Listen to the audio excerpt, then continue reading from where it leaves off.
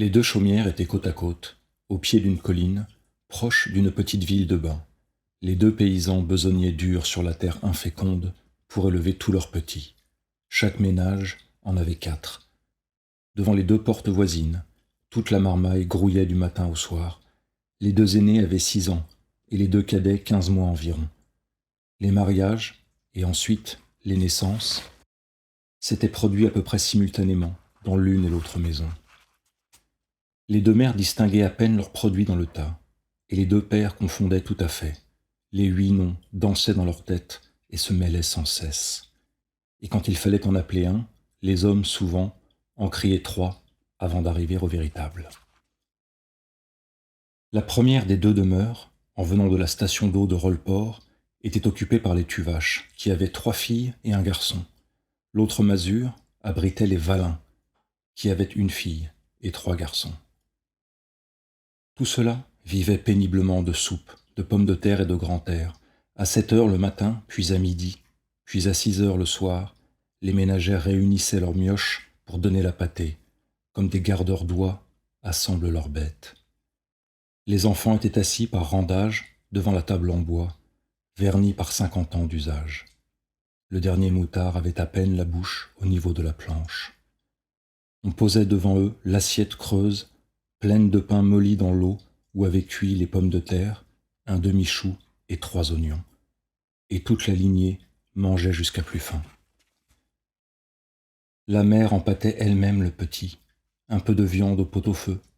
Le dimanche était une fête pour tous, et le père, ce jour-là, s'attardait au repas en répétant « Je m'y ferai bien tous les jours ». Par un après-midi du mois d'août, une légère voiture s'arrêta brusquement devant les deux chaumières. Et une jeune femme, qui conduisait elle-même, dit au monsieur assis à côté d'elle « Oh, regarde, Henri, ce tas d'enfants. Sont-ils jolis comme ça, à grouiller dans la poussière ?» L'homme ne répondit rien, accoutumé à ces admirations qui étaient une douleur et presque un reproche pour lui. La jeune femme reprit « Il faut que je les embrasse. Oh, comme je voudrais en avoir un, celui-là, le tout petit !»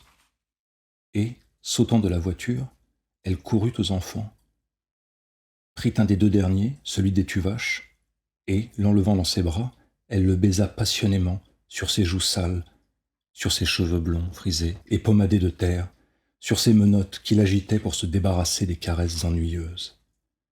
Puis, elle remonta dans sa voiture et partit au grand trot. Mais elle revint la semaine suivante, s'assit elle-même par terre, prit le moutard dans ses bras, le bourra de gâteaux, donna des bonbons à tous les autres, et joua avec eux comme une gamine, tandis que son mari attendait patiemment dans sa frêle voiture. Elle revint encore, fit connaissance avec les parents, reparut tous les jours, les poches pleines de friandises et de sous. Elle s'appelait Madame Henri Dubière. Un matin, en arrivant, son mari descendit avec elle, et sans s'arrêter aux mioches, qui la connaissaient bien maintenant, elle pénétra dans la demeure des paysans. Ils étaient là, en train de fendre du bois pour la soupe. Ils se redressèrent, tout surpris, donnèrent des chaises et attendirent. Alors la jeune femme, d'une voix entrecoupée, tremblante, commença. « Mes braves gens, je viens vous trouver parce que je voudrais bien emmener avec moi votre petit garçon. » Les campagnards, stupéfaits et sans idée, ne répondirent pas. Elle reprit haleine et continua. « Nous n'avons pas d'enfant, nous sommes seuls, mon mari et moi. Nous le garderions, voulez-vous ?» La paysanne commençait à comprendre. Elle demanda. « Vous voulez nous prendre Charlot ?»« Ah ben non, pour sûr. » Alors M. Dubière intervint. « Ma femme s'est mal expliquée. Nous voulons l'adopter, mais il reviendra vous voir. S'il tourne bien, comme tout porte à le croire, il sera notre héritier. Si nous avions par hasard des enfants, il partagera également avec eux. Mais s'il ne répondait pas à nos soins, nous lui donnerions, à sa majorité, une somme de 20 000 francs, qui sera immédiatement déposée en son nom chez un notaire. Et, comme on a aussi pensé à vous, on vous servira jusqu'à votre mort une rente de 100 francs par mois. Avez-vous bien compris ? La fermière s'était levée, toute furieuse. « Vous voulez que je vous vende, Charlot ? Ah, mais non. C'est pas des choses qu'on demande à une mère, ça. Ah, mais non. Ce serait une abomination. » L'homme ne disait rien, grave et réfléchi, mais il approuvait sa femme d'un mouvement continu de la tête. Madame Dubière, éperdue, se mit à pleurer, et, se tournant vers son mari, avec une voix pleine de sanglots, une voix d'enfant dont tous les désirs ordinaires sont satisfaits, elle balbutia. « Ils ne veulent pas, Henri. Ils ne veulent pas. » Alors, ils firent une dernière tentative. « Mais, mes amis, songez à l'avenir de votre enfant, à son bonheur. » La paysanne exaspérée lui coupa la parole. « C'est tout vu, c'est tout entendu, c'est tout réfléchi. Allez-vous-en, et puis que je vous revoie point par ici. C'est-y permis de vouloir prendre un enfant comme ça ?» Alors madame Dubière, en sortant, s'avisa qu'ils étaient deux tout petits, et elle demanda, à travers ses larmes, avec une ténacité de femme volontaire et gâtée, qui ne veut jamais attendre, « Mais l'autre petit n'est pas à vous ?» Le père Tuvache répondit, « Non, c'est au voisin.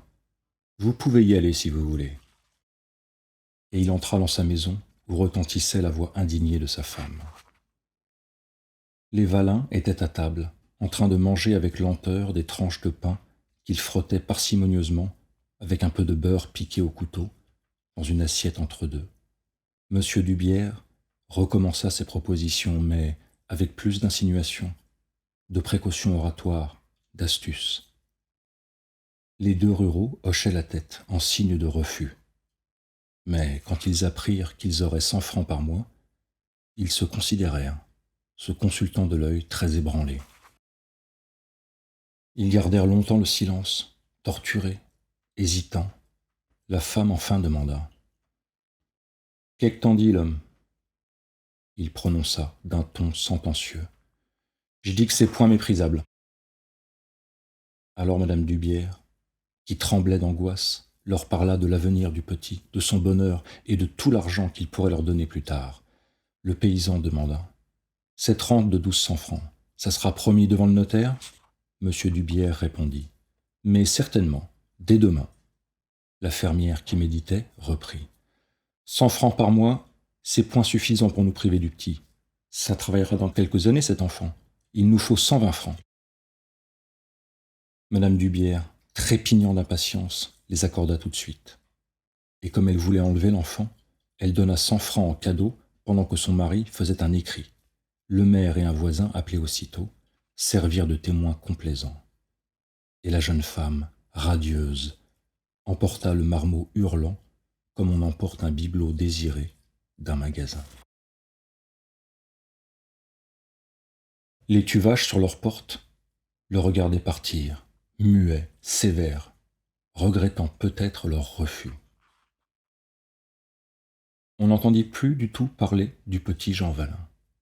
Les parents, chaque mois, allaient toucher leurs 120 francs chez le notaire, et ils étaient fâchés avec leurs voisins parce que la mère Tuvache les agonisait d'ignominie, répétant sans cesse de porte en porte qu'il fallait être dénaturé pour vendre son enfant, que c'était une horreur, une saleté, une corromperie. Et parfois, elle prenait en ses bras son Charlot avec ostentation, lui criant, comme s'il eût compris. « Je t'ai pas vendu, moi. Je t'ai pas vendu, mon Thio. Je vends pas mes enfants, moi. Je suis pas riche, mais je vends pas mes enfants. » Et pendant des années, et encore des années, ce fut ainsi chaque jour, des allusions grossières étaient vociférées devant la porte, de façon à entrer dans la maison voisine. La mère Tuvache avait fini par se croire supérieure à toute la contrée parce qu'elle n'avait pas vendu Charlot. Et ceux qui parlaient d'elle disaient « Je sais bien que c'était engageant, c'est égal, elle s'est conduite comme une bonne mère. » On la citait, et Charlot, qui prenait 18 ans, élevé dans cette idée qu'on lui répétait sans répit, se jugeait lui-même supérieur à ses camarades parce qu'on ne l'avait pas vendu. Les Valin vivotaient à leur aise grâce à la pension. La fureur inapaisable des Tuvache, restés misérables, venait de là. Leur fils aîné partit au service, le second mourut. Charlot resta seul à peiner avec le vieux père pour nourrir la mère et 2 autres sœurs cadettes qu'il avait. Il prenait 21 ans, quand un matin, une brillante voiture s'arrêta devant les deux chaumières. Un jeune monsieur, avec une chaîne de montre en or, descendit, donnant la main à une vieille dame en cheveux blancs. La vieille dame lui dit « C'est là, mon enfant, à la seconde maison. » Et il entra, comme chez lui, dans la masure des Valins. La vieille mère lavait ses tabliers, le père, infirme, sommeillait près de l'âtre.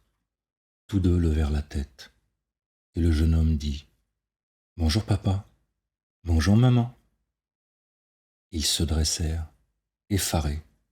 La paysanne laissa tomber d'émoi son savon dans son eau et balbutia « C'est-y mon enfant? C'est-y mon enfant ?» Il la prit dans ses bras et l'embrassa, en répétant « Bonjour maman », tandis que le vieux, tout tremblant, disait, de son ton calme qu'il ne perdait jamais, « Te v'là-t-il revenu, Jean ?» comme s'il l'avait vu un mois auparavant. Et quand ils se furent reconnus, les parents voulurent tout de suite sortir, dans le pays, pour le montrer. On le conduisit chez le maire, chez l'adjoint, chez le curé, chez l'instituteur. Charlot, debout sur le seuil de sa chaumière, le regardait passer. Le soir au souper, il dit au vieux « Faut-il que vous ayez été sot pour laisser prendre le petit au Valin ?» Sa mère répondit obstinément « Je n'ai point voulu vendre notre enfant. » Le père ne disait rien. Le fils reprit « C'est-il pas malheureux d'être sacrifié comme ça ?» Alors le père Tuvache articula d'un ton coléreux « Vas-tu nous reprocher de t'avoir gardé ?» Et le jeune homme, brutalement « Oui, je vous le reproche. Vous n'êtes que des niants. Des parents comme vous, ça fait le malheur des enfants. Que vous mériteriez que je vous quitte. » La bonne femme pleurait dans son assiette. Elle gémit, tout en avalant des cuillerées de soupe dont elle répandait la moitié. « Tuez-vous donc pour élever des enfants ?» Alors le gars rudement. « J'aimerais mieux n'être point né que d'être ce que je suis. Quand j'ai vu l'autre, tantôt, mon sang n'a fait qu'un tour. Je me suis dit, mais voilà ce que je serai maintenant. » Il se leva. « Tenez, je sens bien que je ferais mieux de ne pas rester ici, parce que je vous le reprocherai du matin au soir, et que je vous ferai une vie de misère. Ça, voyez-vous, je vous le pardonnerai jamais. » Les deux vieux se taisaient, atterrés, larmoyants. Il reprit « Non, cette idée-là, ce serait trop dur. J'aime mieux m'en aller, chercher ma vie autre part. » Il ouvrit la porte. Un bruit de voix entra. Les Valins festoyaient avec l'enfant revenu. Alors Charlot tapa du pied et, se tournant vers ses parents, cria « Manan, va !» Et il disparut dans la nuit.